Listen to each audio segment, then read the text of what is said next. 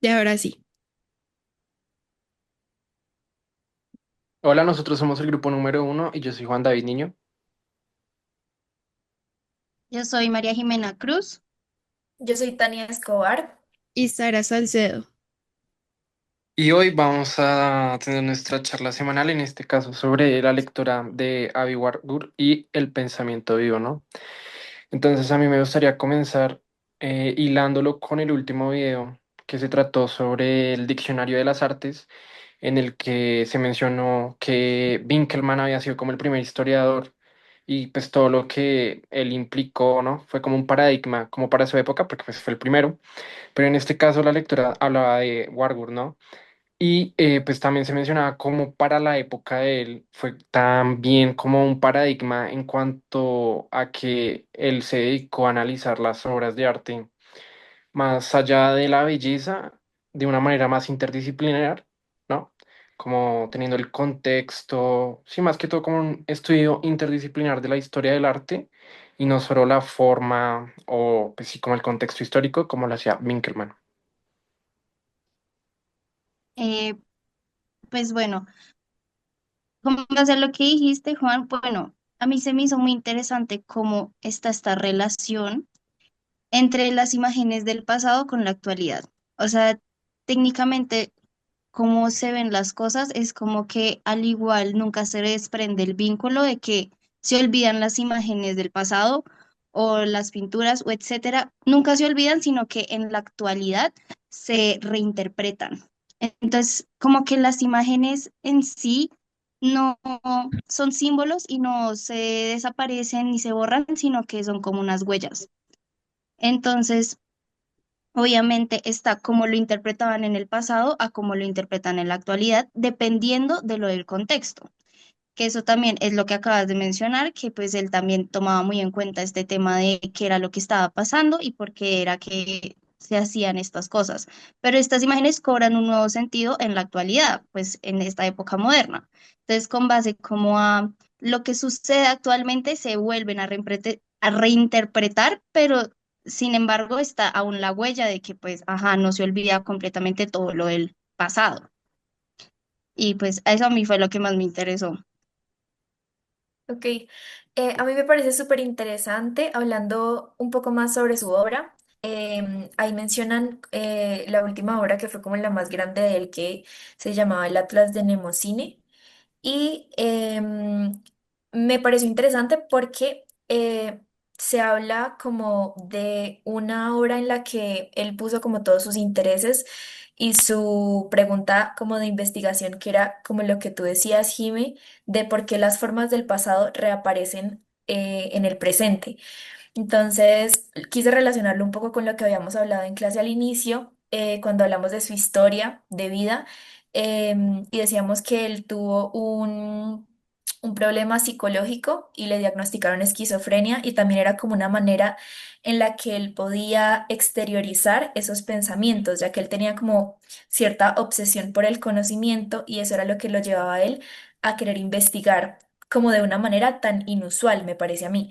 Entonces, como que era una manera en la que él podía ordenar todo ese caos mental que tenía, y que él relacionaba las imágenes en base a asociaciones visuales, emocionales y simbólicas. Entonces, es como una manera muy diferente de verlo, pero me parece igual muy interesante porque la historia normalmente se ve, es como en base a la teoría, a los textos, a los libros, pero no tanto como estas asociaciones visuales que me parece que son muy enriquecedoras. Para complementar un poquito lo que decía Tania y lo que hablaba Jimena, pues que justamente él no, a él no le gustaba porque ahí mismo en el texto se dice que él le repugnaba el hecho de ver el arte desde una forma estilística y ver como, ay, está muy bonita la pintura. A él le parecía que eso no tenía nada de sentido. En cambio, él lo que proponía y él lo que hacía era justamente ver el arte desde qué significa, cuál es el trasfondo, por qué pusieron esto en el arte y cómo se relaciona con su cultura, con la evolución de esta cultura, cosa que me parece muy bonita y me parece también muy interesante porque invita entonces no solo a ver el arte y decir, ay, ve qué cosa tan chévere, sino eh, preguntarse y creo que le genera a uno el cuestionarse por qué, que eso era todo su hilo, ¿por qué, por qué, por qué?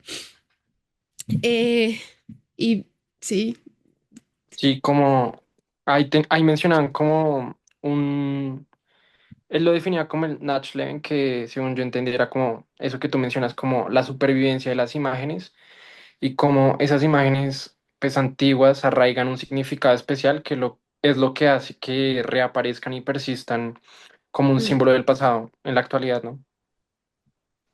Sí, sí, sí, sí. era más como lo que acabas de mencionar, era más como la energía de de la imagen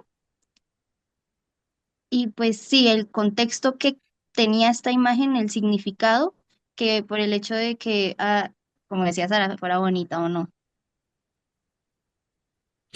Sí. Pero entonces sí, también, no, bueno, no, como se mete también por el lado espiritual y yo lo veo también de una parte que puede ser incluso psicológica, pero bueno, como que ¿Qué va es? más allá de, digamos, lo que hacía, perdón, No, no, no, perdón, dale, dale, perdóname. de lo que hacía como Wilkenman, o sea, como que él iba un poco más allá. Porque es que, bueno, ahí a la final volvemos a entrar el tema este de los arquetipos, de los iconos arquetípicos, Ujú. motivos arquetípicos, eh, que es justamente lo que se repite en todas las culturas y uno no sabe por qué. Entonces, podríamos decir que este man estaba súper adelantado para su época y sí, lo podían tomar de loco, podía tener su diagnóstico de esquizofrenia, pero tenía un punto. Y no sé, Y me claro. parece muy interesante. Ujú. Bueno, ¿algo más? ¿No? Mm. Mm, Yo creo que ¿Listo? ya. Muchas gracias. sí. Ah, Posen, posen para la miniatura.